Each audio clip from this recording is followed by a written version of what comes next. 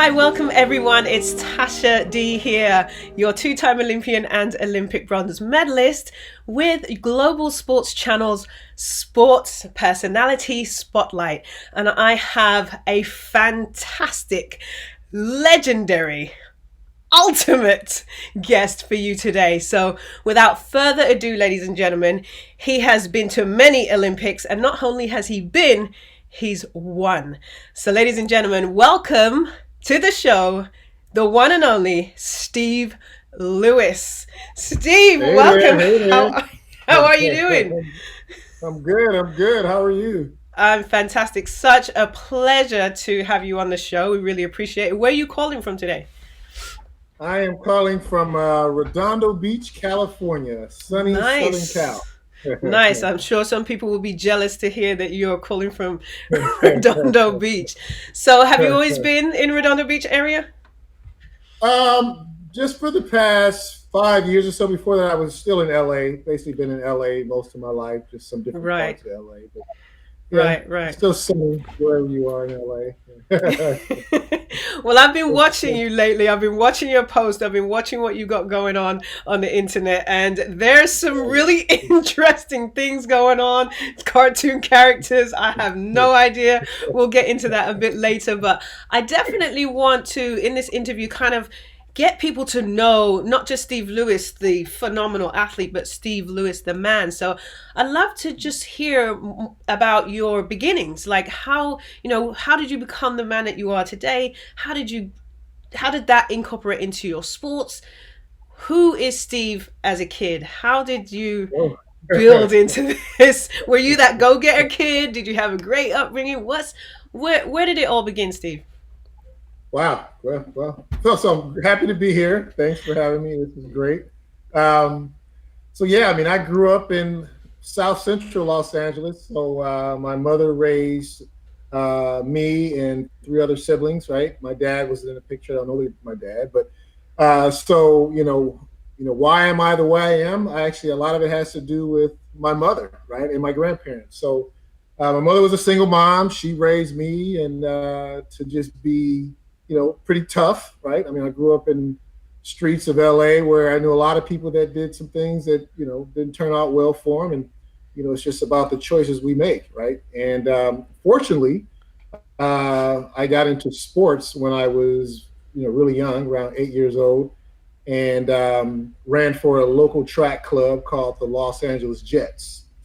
And the founder of the Los Angeles Jets, Ronald Moore, and then the coach James Robertson, basically took a lot of us kids off to, kept us out of trouble, I should say. And, we just had each other. I go to my practice and I trained hard.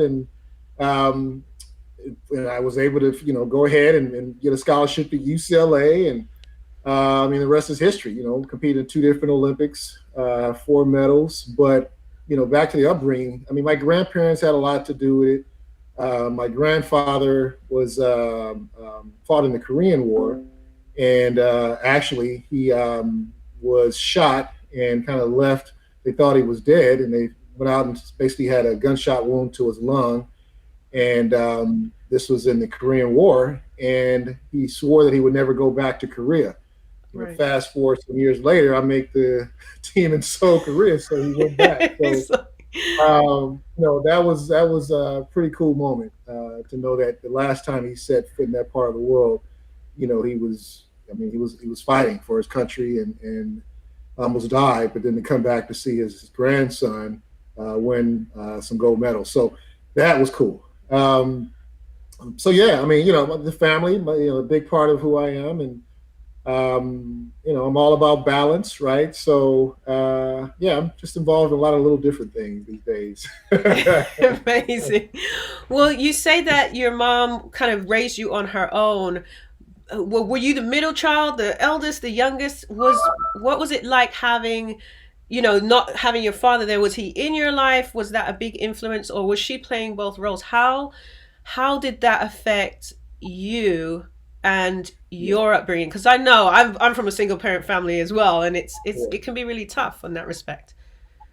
Yeah, I mean, so I'm the second child of the four, and no, didn't my dad was just not in the picture, and we had each other. It's funny because my brother, who he actually, ironically, before I even competed in '88 Olympics, he went to the service and he was stationed in Korea just before I got there. But when we were younger, we'd race a lot and we'd, go to church and we have our dress shoes, we call our church shoes. So after church, we'd race each other. So he liked to say that, yeah, he could whoop me back then. But later he had no chance. But so no, we just had each other. I mean, my younger sister, my younger brother, we just, my mother was work late. We just be, we were latchkey kids, they call them. Right. Walk home after school. I wouldn't let my kid walk home by herself now. But, walk 2 blocks now, right? Yeah. But back then we just, made it work. Right. But it was cool. The fact my dad wasn't there, that was fine. I had other people in my community that I looked up to that helped and was there I can go to. My grandfather, obviously, and just my coaches. So, that's the role of, like, you think about being in athletics. My coaches were like father figures. People that I can go to and ask advice, and which was really what I needed. That's really what molded me. Just those experiences and those conversations with those people.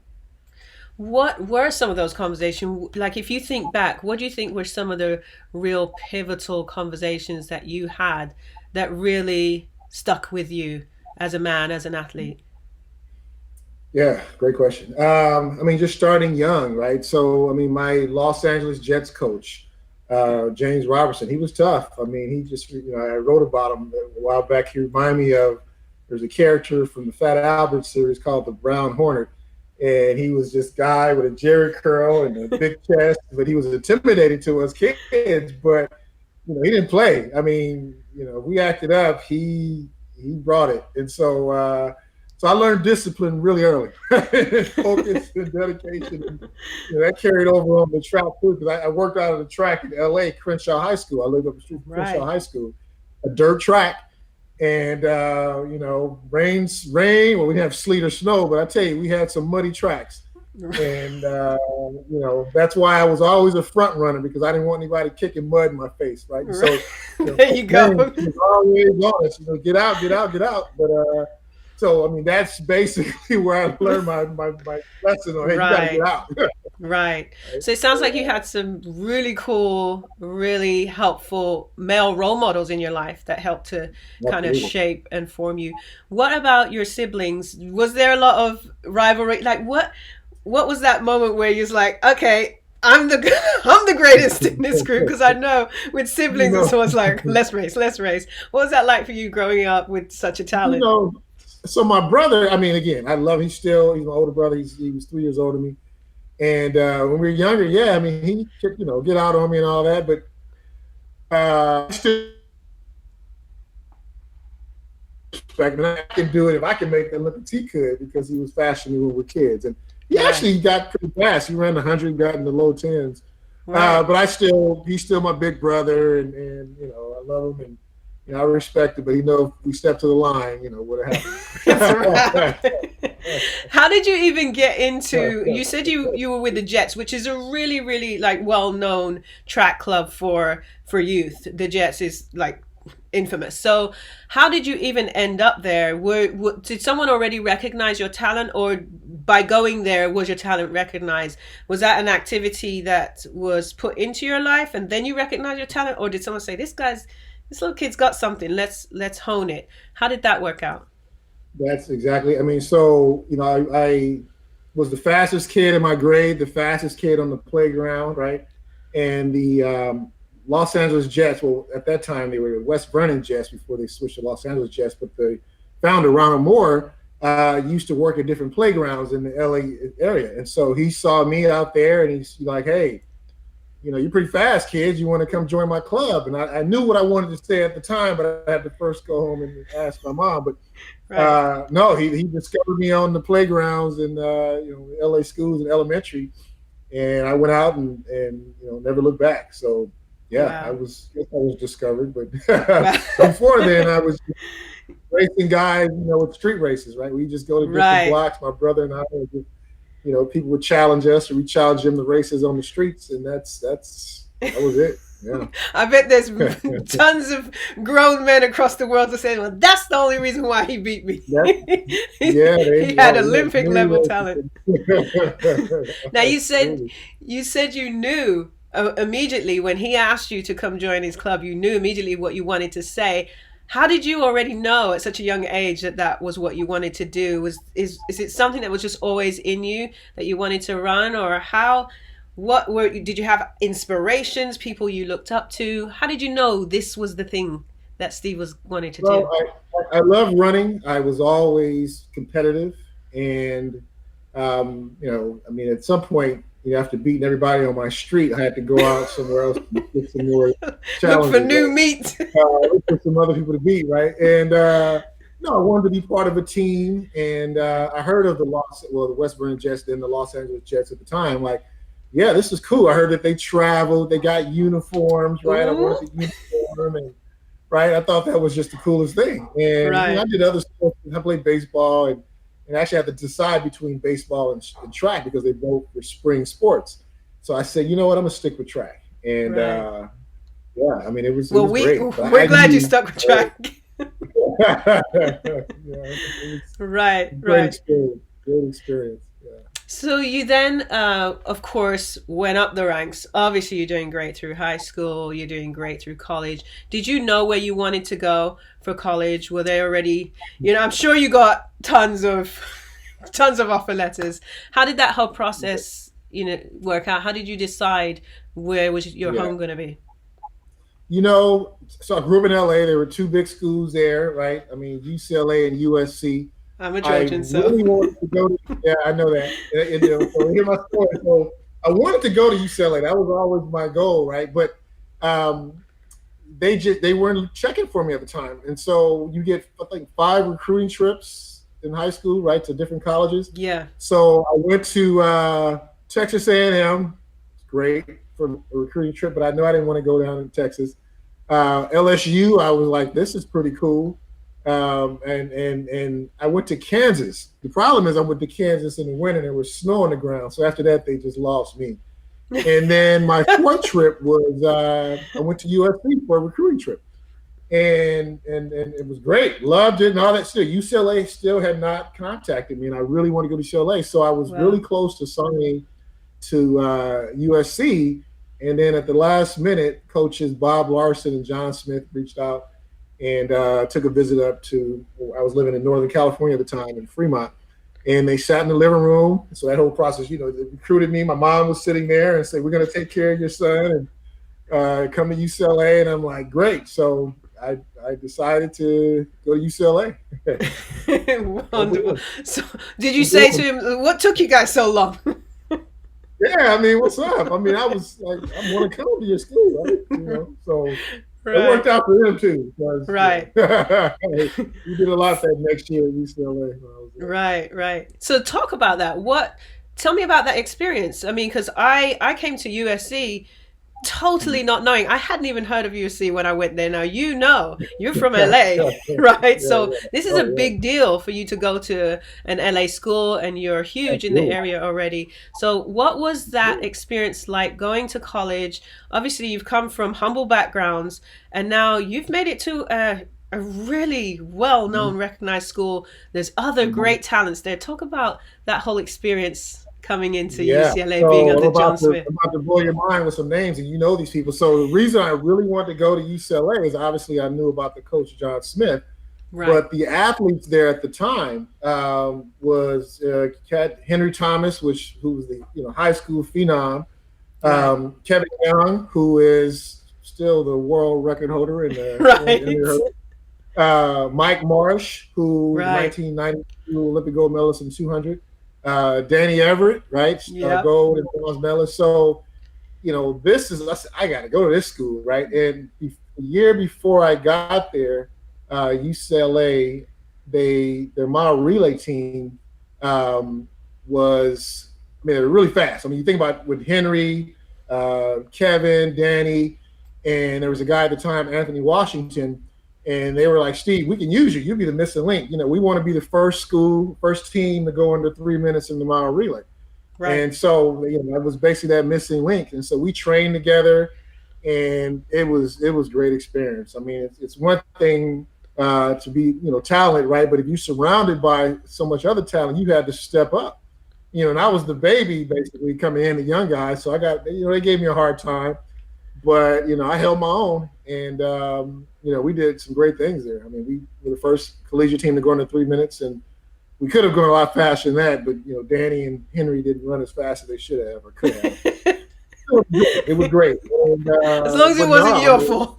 It wasn't my fault. I ran a scratch leg. I took it out, but it was after a few days of hard competition in the 400 open and sprint relay. But no, we just had a ball. I mean, we had so much talent there, and we couldn't help but do well. And then that same year, so 88, 4 of us made the 88 Olympic team.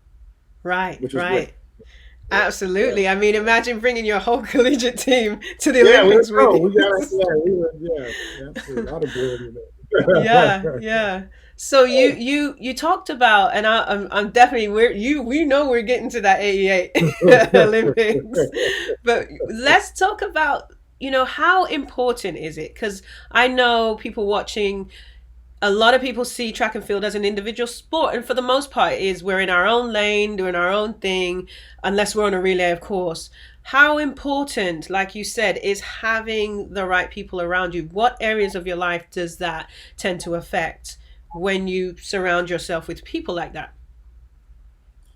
I mean, that's everything. I mean, you talk about balance, right? I mean, you can do so much by yourself, but you still need the supporting cast, right? Be it coaches, family, teammates. So, I mean, even with track and field, yes, an individual sport, but it's still a team, particularly when you talk about relays. And, trust me, you need that person in your ear to kind of push you, to cheer for you. So, I mean, it's a team aspect. Don't get it twisted, right? But it's definitely important, just like in life, just to surround yourself with the right people, because the company you keep will say a lot about you and will determine if you do well or if you fail. So, I try to surround myself with, like-minded, positive people, and it works out for me.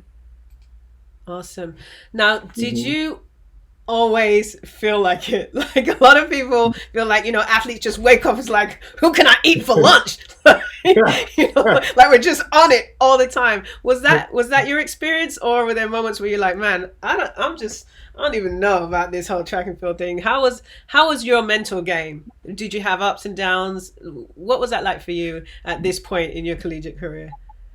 Again, it goes back to so Danny, Everett, here's it is. We were fierce competitors. I mean, Danny, people, Danny Everett, had he not messed his Achilles up in '92, who would have known what happened? Because he won the trials that year. Danny kept me honest, right? He kept me on top of my game. We helped each other. We complimented each other, right? We'll, off the track, we supported. On the track, we'd go at it, right? So he kept me honest. I kept in mind. We ran well. We ran better together, actually, Danny and I. Interesting. So, I was always, and I think too, because I was the young one, I always felt like I had to prove myself, right? Even going to the 88 Olympics, I was the baby, and I ran for Santa Monica Track Club, right? We know about all those stars there. I was the baby, young one. So, I had all these great athletes. I'm like, I want to, make them proud, right? And so I always went at it like I'm going to hold my end up, and that's what I did. So, I was pretty confident, and it helped that I had all the other my teammates around me. I mean, that really helped. Right. And I just, it worked. Yeah. So you were like, put me in, coach. I mean, we just, It was cool. Amazing. It was cool. So now you're going through your collegiate career. The Olympics are approaching. Tell us about the lead up to that. Like, how are you feeling? Are you intimidated? Who's coaching you? What's going on? And how are you preparing for basically the biggest event of your entire life? Yeah, so, think back, 88 Olympics. So basically I'm a year out of high school. I'm a freshman in college. I had a slow start to that season because I had shin splint problems, and unfortunately I had a good fall training, but I had to take some time off. My coach, John Smith, again, can't do it without your coach. I believe in Yeah. him, and he believes World in me. record holder. Yeah. Well, so he's still the world. I have to say that he's still the world record holder for 440 yards. Because we Right. don't run that anymore. But anyway, Right. Lock but that one in. I was hurt, and then so I finally came back after the shin splint and trained, and then I was getting ready in '88 for the Pac-10s at the time. Right. And I've been training, and the 400 meters, I'm in there with Danny, right, Everett, and I ran a 44.65. I tied the world junior record in the Pac-10 championships, right? Wow. Which blew my mind, everybody's mind, like, wow, this is like, it goes back to the fall training and all that, and I just stayed at it. And then after that, I think I knew I was like, and then Danny and I, we were looking at what everyone else was doing in the country, around the world, in times. And so Danny and I, at that point, this is the Olympic year. Yeah. We're like, we were like, it'd be cool to make the team, but we weren't really sure. Right. We were running better. Yeah. And Danny, I ran 44.65 that race. Danny ran a 44, I think 4 or 44.3. Anyway, so he dragged me along to a world junior record that day. But I figured, wow, this is cool. I mean, here I am, a freshman, and John, our coach, was like, Steve, I mean, we're getting ready. We're going to go for this Olympic team. And I actually had to decide if am I going to go for the World Junior Nationals for the junior 1900, or will I go for the Olympic trials? Well, it was a no-brainer. Let's go after the Olympic trials. And so we were preparing, and I think I had one more race before the Olympic trials in Lausanne, Switzerland, in June. I tied my world junior record again, and then went back to the Olympic trials. My second round, I ran I broke the world junior record the third time. Then the semifinal, I ran another world, I ran 44.11. So, I started getting this confidence. I mean, I was progressing. I was getting faster and faster.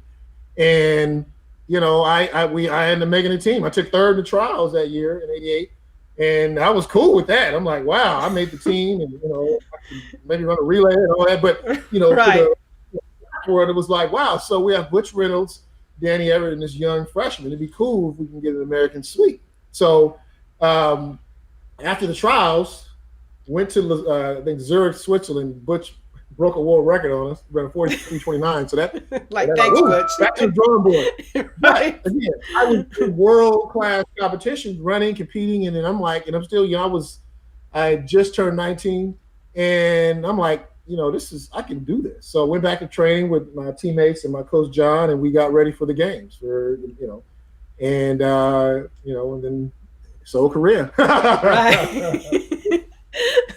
So for those that don't know, what does it mean getting ready for the games? Like, what are you doing? Because I have people still asking me, do you just go in laps? Like, what kind of things do you have to do? Is it different from the fall? Is it different in the spring? What does it mean to get ready for the games? So, and I know they train a little different now. Probably I did this 3 decades ago, but my training and how I think about it's all progressive, right? So it's actually in the fall. I mean, you're trying to build up a great foundation so that you don't get injured, for one, right? Because you start slow and you just get stronger. And really, what the fall and the early training is doing for you is it's actually getting you strong mentally, because you're running slower. The recovery is not really there. So, it's tough on your psyche and your mental. So you're getting mentally strong. So that's how it starts early on. Then as you progress throughout the season, you start running, shorter runs, faster, longer recovery, right? And so you just break it up. So, and then we competed in that summer before the games. And so as I got ready and prepped for the actual Olympic Games, it's just fine tuning, what parts of my race do I need to work on, right? And then it was interesting because, I approach races a little differently, because depending on what type of race it is, I don't race for time. I figure the fast times will come, right? You don't go out there and try to run a time. If you run right, if you do what you're supposed to do, you're going to run fast. So, getting prepared for the races is just more of, okay, what parts do I need to work on me getting out? Do I need to work on transitioning from, the curve to the home stretch, right? So it's just all those little bitty things. And, my coach, John Smith, was good at it. I mean, he'd get on his bullhorn and we'll run these repeat 350s, and he'll break down our run. And so that's basically where the fine tuning occurred, right? Right. On that trip as we got ready. But Right. it was fun. We had a good Right. time. So that you're crossing Yeah, your I's and dotting your T's at yeah, that point. absolutely, absolutely, So absolutely. the whole experience of getting your uniform, putting on that Oh USA yeah, uniform. Tell me about that yeah, because it's not talked about much, but it's quite a moment. It's quite an experience. yeah. And I have a funny story. So it is because I think before we even went over to that particular Olympics, we'll got what size are you going to wear? And I think when we went to the Olympics in '88, Danny and I, we went to the room to get our uniforms, and he likes to tell this story. And so back in '88, we had you had the singlet or regular shorts, right? That was an Right. option. And another option was the bodysuit, right, with the hood. Looks like Right. one of the Look, yeah. cartoon So character. yeah, cartoon character, right? And Danny likes to tell people that we were trying him on and I tore one or something and gave it back. Anyway, that's not true. But we wore in our semifinal round, Danny and I, because we're in the same heat. We said let's wear the bodysuit with the hood, and you can Google one of our races or YouTube. Right. Right. We both decided, okay, this is cool. Let's wear the hood. But Right. yeah, so getting the uniform, I mean, it was the opening ceremony, clothes jacket and the tie, and yeah, it was cool. It was really cool. And being so I young, being so yeah, young and all yeah. these experiences, were there any moments where the anxiety or fear or any of that set in, or was it because you're around such amazing people already that it wasn't? How did it feel for you? Like now you've got your Yeah. uniform, now you're traveling to, Hmm. Korea. What's Hmm. that like for a 19-year-old? I mean, you're the You fastest for know, your age at this time. yeah, yeah, and it's funny because I had my music, right? So the crazy thing is, and you know this, when you go to the Olympic Village, right? So you have this Olympic Village, you have all the best athletes, Olympic athletes in the world, Yeah. all in one combine at the same time, right? So that's pretty cool. So you go to different eating areas, right, or different parts of that village, right? I Yeah. mean, I think they had a McDonald's one year, everything is free, right? But you might have the Spanish soccer team in one housing structure next to the Italian water polo team, next to the British track team, right? So, what I would do every night before my race or the night before my race, I would put my music on and I would walk around the village to help calm me. So, yeah, I mean, I did have anxieties and what have you, but, Right. I had put my music on and I walked around the village, right? So I kind of compared it to walking around the world in one night, right? And so I'm listening to all these people speak their native tongue, and it was just calming. It Right. was just a pretty surreal moment for me. And I would do it every night. I put my music on and kind of get my mind right for the next day. But that was a really cool experience. But that got me ready. That calmed me. Before my race. Right. Yeah. Right. Yeah, I think a lot of athletes have some type of ritual or process that they go Yeah. through in order to prepare. Some are totally hyper, and then the others, like Yeah. you, There was a lot of those. have a more Yeah. calming. I think the further you go, the further you have to run, the less you want to Yeah, I exert don't too get much that. energy. 100 meters. Yeah, I can't be hyped in the corner. I got too much to think about. Yeah, I don't have time for Exactly. Exactly. So the that. night before, the day of, what's that process like? What was that like? Were you trying to calm yourself down, or were you just like, hey, listen, we've done everything we need to do? What's it like that day? That day you're about to go to the track to compete for the first time, pinning your numbers on, heading off on the Oh transportation. yeah, What was that yeah. like? Yeah. I mean, to your point, it's like I always felt like I've done everything that I can do to prepare myself up to this point. There's nothing more than I can do at this point that's going to make me run any faster, right? So, Right. when I step the line, come out, I put my best foot forward because I'm not going to get any faster on my way to the track. Right. Right? And what else can I do to be faster? Right? So And if you my do, we got job is, questions. yeah, I can't. What can I do? Just one last sprint. No, it's done. So Right. whatever I got, right? So, from start to finish, my stride is replenished. So I'm gonna get out and I'm gonna go for it. And Right. in '88 I had lane 6, and I said I'm just gonna run my race. And if I Right. come off that curve turn first, it's a wrap. So you were pretty confident then. After going I felt so good going through the rounds. I'm like, okay, We this could is do pretty interesting. this. So Yeah. talk about that moment when that whistle goes to let you Mm. know you should start stripping down into your, basic uniform, take all your tracksuit off. What's the Yeah. last few thoughts that go through your mind? Well, you got that crowd out there, right? And I know my mom was in the stands, and my grandfather, he was there. Like I told you, for Wow. him, this was, you know, but yeah, it was just like, I started thinking about, all the people that I grew up with from my neighborhood, and they're watching, and I'm on this world stage, with this opportunity to do something great, right? So I just figure I have to seize the moment and take advantage, and I took everything off and took my deep breath, and I was ready. Amazing. Now you go through that race, like you said, you come off and you're in a great position. You're like, it's a wrap. You power down that final straight and you win. Yeah, yeah. What was that like? What was your like? Did That you was, know instantly that you had done it, or did you have a moment where you had to sort of kind of I, surreal?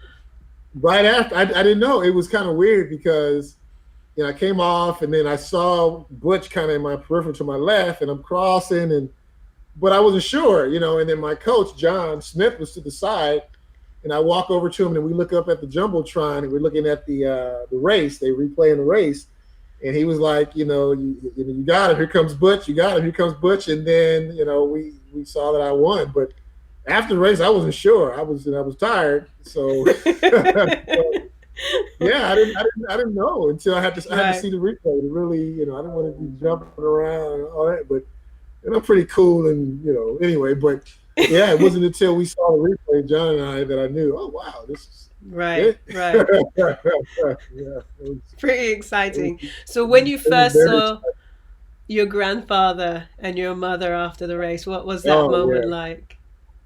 Oh wow. So I'm taking the victory lap, and they're on the back stretch in the stands.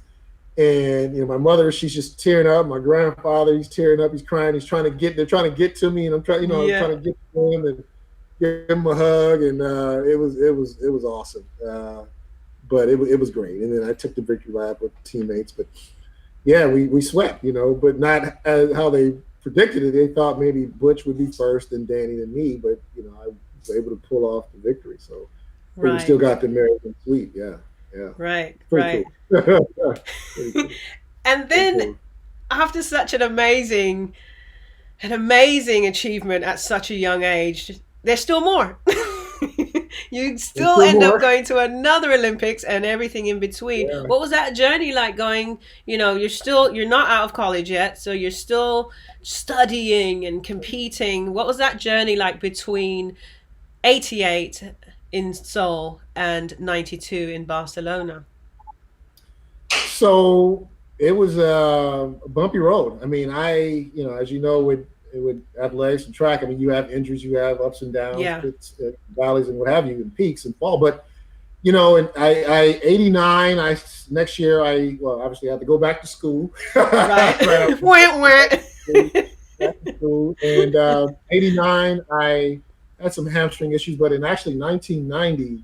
I came down with some sort of a virus, and I was actually sick for a year. I mean, I don't know Oh, what was wrong with me. Doctors couldn't really figure out what was going on with me. I was depleted. I was pretty much a shell of my former self, and really in a bad state. Mentally, physically, right. obviously. But so 90 was a tough year. I couldn't compete. I couldn't train. I mean, I was in school, but I just was so weak. I mean, and the doctors just really couldn't figure out what was going on with me, Right. and that was tough. And but I kept coming out, going to practice, doing what I could, but it just didn't work out for me. And so Right. 91, ended up actually changing coaches. Went to train with Joe Douglas, and had some injuries that year, but fortunately, 92 came around, and I was able to make another team after Right. that terrible time. Yeah. with the sickness, and was able to get two more medals. So that was a blessing, and I was fortunate to be able to do that. But it was definitely a hard road, in between. Yeah. What kept you coming back? What kept you coming back when you were going through so much during that period of Yeah. time? One is, I didn't know anything different, right? I mean, I think, I've been, running has been so, a big part of my life for so long that Right. I just kept showing up to practice. That was just what I was trained to do, right? Regardless, I have to just do what I can do, and that's a big part of it. And I wanted to give back. I wanted to get back to where I was. I like that feeling Yeah. of being on top and being my best in my best form. So yeah, I mean, one, I just didn't know any different, right? And then Right. other, I wanted to get back, and because people just started doubting me. Oh well, he's washed up. I didn't want to be one of those, just one hit wonders. Right. I knew I could go back, so I made it back. I made it back. Amen to that. Yeah, So you did amen, make it back, amen. like you said. You got two more medals. What Yeah. was the process? Were you still trying to compete again? Were you going for another Olympics after 92? What were the plans after that, and what happened Yeah. as you Well, I decided? say, as luck would have it, I had other misfortune. So, and I'm still very young, actually. So 92, I was only 23. Right.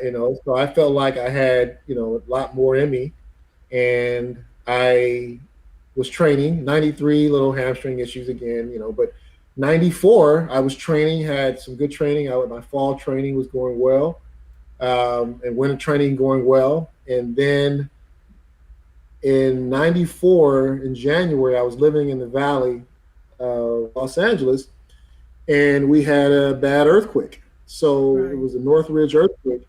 And at 4 in the morning, I get up and trying to get out the house. I slipped and fell and landed on my tailbone. And at the time, I didn't know the damage that I did. I just know that after that fall, I just kept getting hurt in my training. I couldn't put together any consistent training, and it was weird. My back would be all messed up, my legs, and finally I went to a spine doctor and found out that my disc collapsed, L5S1. Wow. So that was it. I mean, I ended up getting two back surgeries.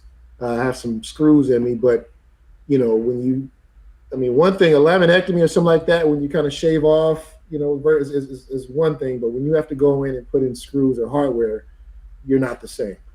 And Right. I just wasn't the same. I couldn't train. It was tough. So after that slip and fall, that was it. Fortunately, I had Right. success prior to that, a lot of success. Right. Right. Still, So what but does that yeah, I mean that ended it. Yeah, what was that like, realizing at 22, well, 23, 24, yeah, that everything you've ever known is come to an end? yeah. Like what does a 24-year-old do at that point?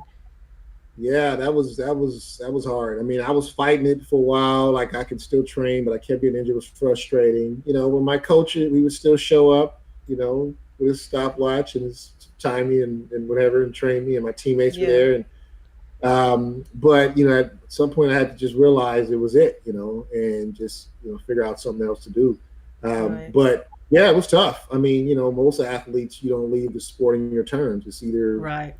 get injured or there's some other fast person and waiting in lane two, younger, Right. stronger, right? Right. So I mean that's what happened. I mean I just was done. Right, That was right. it. I Yeah, love that yeah, term that you just used, because it really does encompass what happens with athletes, is that they don't often leave yeah, the sport on their terms. They yeah, either get injured or, like you said, pushed out, or yeah, whatever the case may be. yeah, And that's really hard for athletes. How did you yeah. mentally Yeah. handle, did you have a plan before you made the final decision, like, I'm done with this? Did you have stuff in place, or were you sort of like blowing in the wind? Somewhat blowing in the wind, but Yeah. but I came across some other opportunity and I took it and been doing it ever since. But yeah, I mean it's tough. I mean been trained to do something your whole life, right? But I think you have to think about, okay, well, if you were good at it, why were you good at it? Okay, and what are you going to take away from that to pivot and transition to something else? So I just had to take, that mindset that I had, that commitment and dedication, all that, and the hard work, and apply it to something else.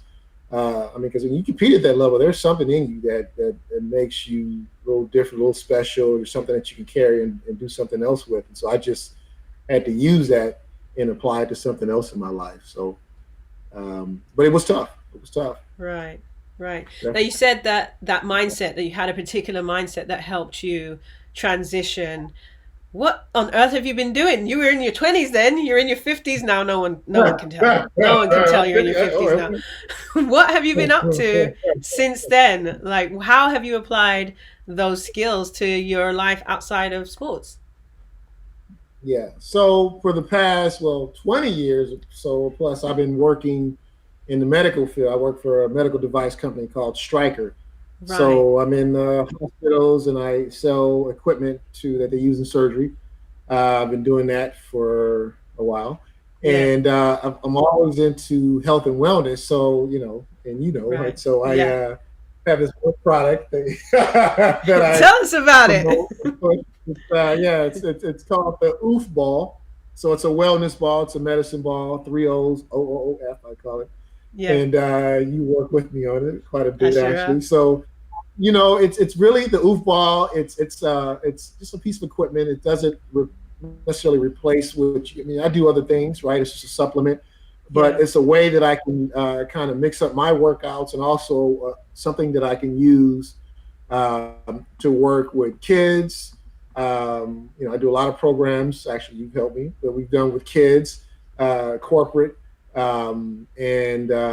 this ball is just a tool to get people active, right? And it's all Right. about promoting health and wellness. So it's a medicine ball, different weights and sizes. Have some professional teams, football teams using it now. Have some basketball teams using it, military folks using it, Olympic swimmers using it. So yeah, it's a tool that you can use and that works for you, right? It Right. bounces, it Right. floats. So it's a hoop ball. So that's a passion of mine. But it just allows me to just I can go and talk to kids about my experience in the Olympics, but I also can show them, hey, this is how you can continue to be healthy Right. Right. and do well. So yeah, so that's the hoop ball. Well, well, anyone that follows you on social media knows that you practice what you preach, because my God, half the time you seem like you're still in your 20s. I'm like, what is he doing? It's amazing. So it's good that you still, like you said, you're able to give back. You're able to be in that space. You're able to still be in the health and fitness industry. Do the people at Stryker, when you're doing your sales and things, do they know that you're a three-time gold Olympic Oh yeah, medalist? oh yeah, they know. Oh, Oh you yeah, make sure they know. they know. That's I awesome. don't really talk about what I do. People just figure it out. But oh yeah, but Right, Striker, they know. And even my right, customers, they figure it out. right, right. So So you said that you recognize that there were skills that you had, which a lot of athletes don't do. So I think that's really awesome that at such a young age you recognize that there were skills that you got from your sport that you could apply elsewhere. Because a lot of athletes, they only, like, even myself, I was just like, this only is for track. It took other people outside of me to really recognize that. absolutely, Now you have daughters. What yes, from your sport have you did you gain that you want to pass on to them, and are they listening? yeah. They are listening. So my oldest, actually, she ran track. She graduated. She went to UCLA, and they listened to me. And then they listen to my little one. So I'm one of those guys, dads. I have a lot of different sayings, and they can repeat them. It goes back to the whole "stay ready, so you don't have to get ready." Right? Right. They finish that off. The 5 P's, right? Proper preparation prevents poor performance, right? So all these little things, but it motivates them, and they just say, I got to be on it. Like, from start to finish, my stride is replenished, right? You can interchange that from start to finish, my drive is replenished.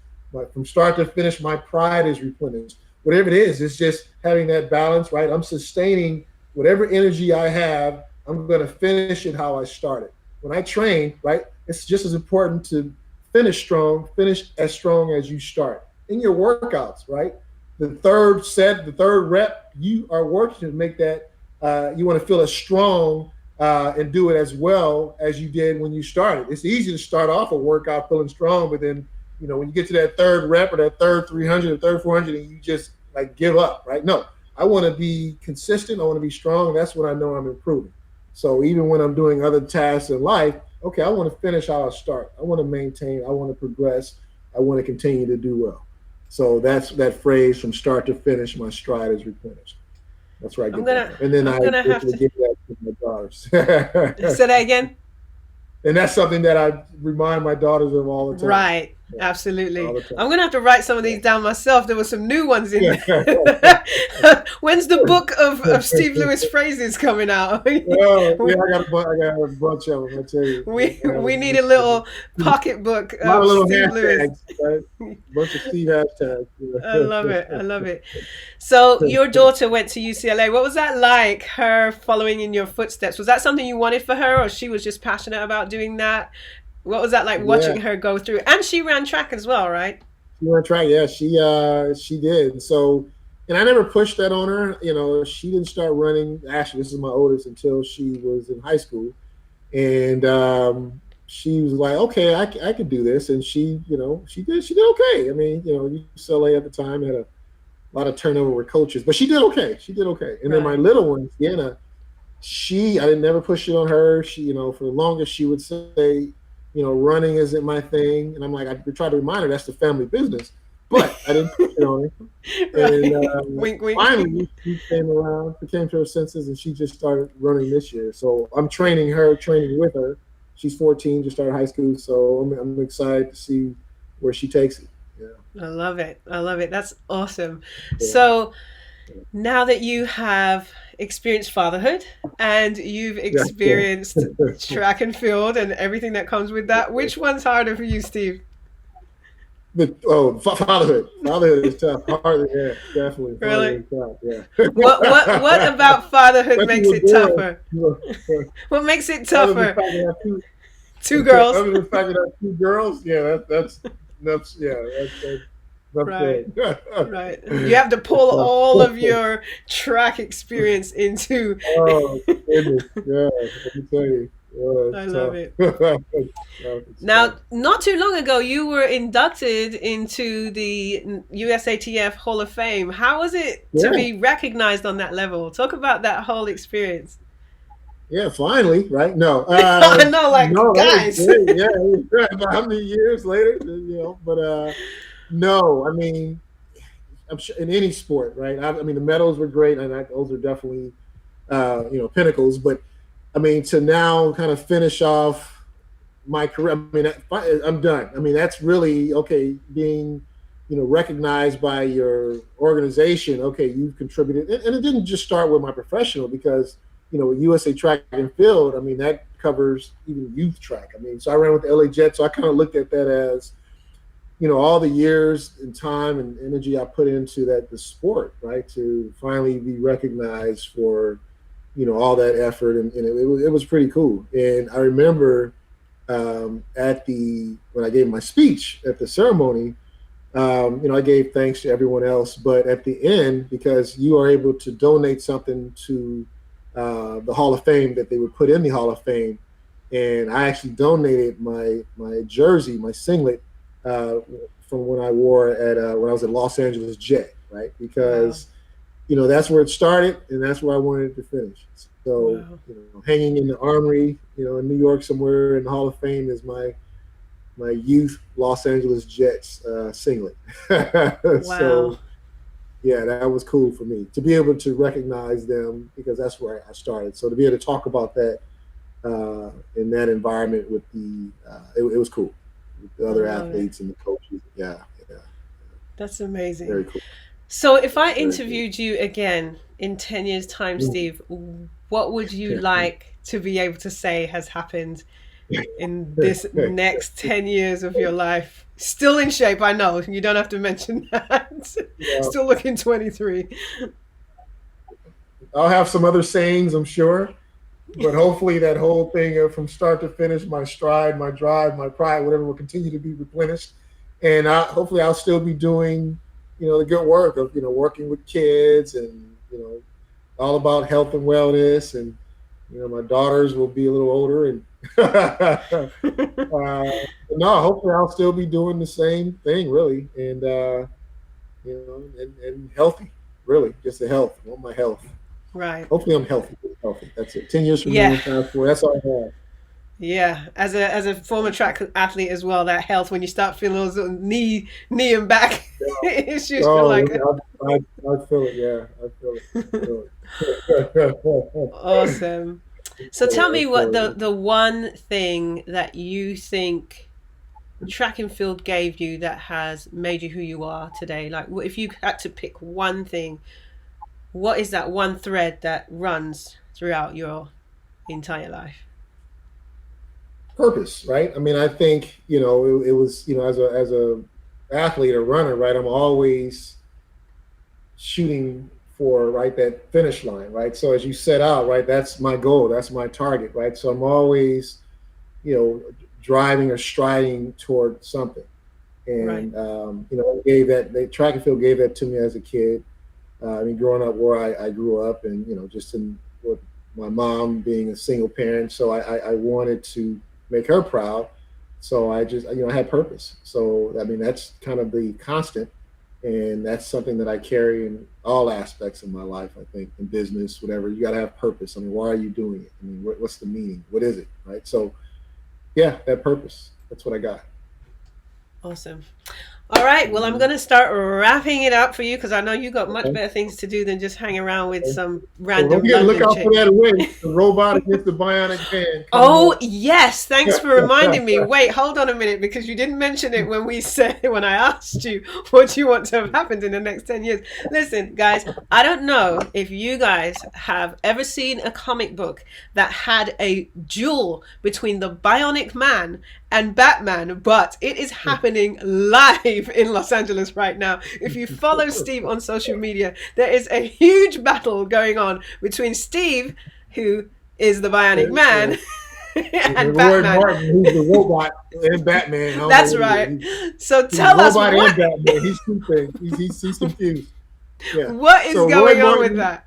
Well, so Roy tell us Martin, the whole story. Great sprinter in high school, Texas sprinter. Out of Dallas, ran the 200, actually ran for the U.S. in the 200 in the 88 Olympics when I was there in Korea. I guess he saw a video of me running up the side of a mountain with some Bionic Man theme music and said, I can take him. So he challenged me to a race, right? So he said, I can take that Bionic Man. I'm the robot. And, he was a 200-meter guy. I'm a 400-meter guy. And somebody suggested maybe we should run a 300. He's like, no, I want to race him in his race, and I'm coming to LA. So that's how it started. So now there's a back and forth. And he basically called out all of California sprinters too. So, I'm defending Cali, and he's representing Texas, and he challenged me to a 400 meters. Hopefully they're having some time in the spring. So you go on social media, my Facebook or Steve Lewis 400, you'll see the back and forth. There's some pretty comical videos. Guys, I am not kidding you. The backing and forthing is the best thing that has happened in my life during this whole season. You guys have to see it. You have to go on Steve's social media and look at all the posts that are going back and forth between Mr. Martin and Mr. Lewis. By the way, these guys are in their 50s challenging each other to a race-off. So they say men never grow up, right? It's gonna be, hey, he challenged me. I'm not gonna turn him down a child. I'm not gonna back down. I know. What was that saying you said? It's like my collar.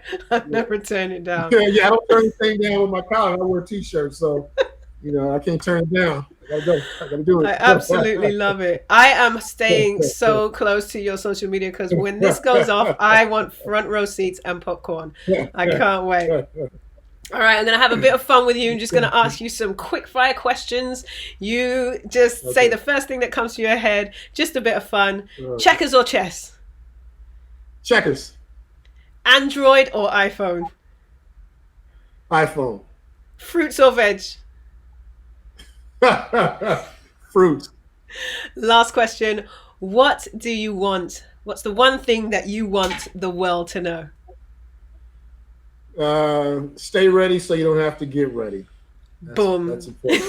Stay ready so you don't have to get ready. Steve, it's been an absolute pleasure having you on. We really appreciate it. We know people with 3 Olympic medals have lots of things they could be doing, but you took the time to spend some time with us, and I really appreciate it. If people do want to follow you, they do want to see what's going on with you, find out about your OOF ball or anything else you have going on, how can they reach you? Wow. So Steve Lewis 400 on Instagram. Also on Facebook. OOF ball is 3 O's. OOF. So OOF ball.com. Also launched a OOF ball experience website with all my exercises utilizing the OOF ball, which is basically medicine ball. You can go to oofballexperience.com. Again, 3 O's. But yeah, check me out. Awesome. Well, again, Steve, thank you so much for being on with us today. We look forward to seeing more of your endeavors, especially those as the Bionic Man. Stay tuned. We will. Thank you so much. Thank you. Thanks for having me. Appreciate it. Bye. Well, guys, I hope you had a wonderful time watching Steve talk all about his life and his adventures as a multi-gold medal Olympic champion. Absolutely fantastic, absolutely enlightening. Hope you enjoyed it as much as I did. Now, before you go, I want to remind you to like, share, follow, and comment on your favorite moments of this interview. We appreciate connecting with you, and we can't wait to give you another fantastic episode excuse me of Global Sports Channel's Sports Personality Spotlight. Have an amazing day, and like Steve said, stay ready so you don't have to get ready. Bye-bye.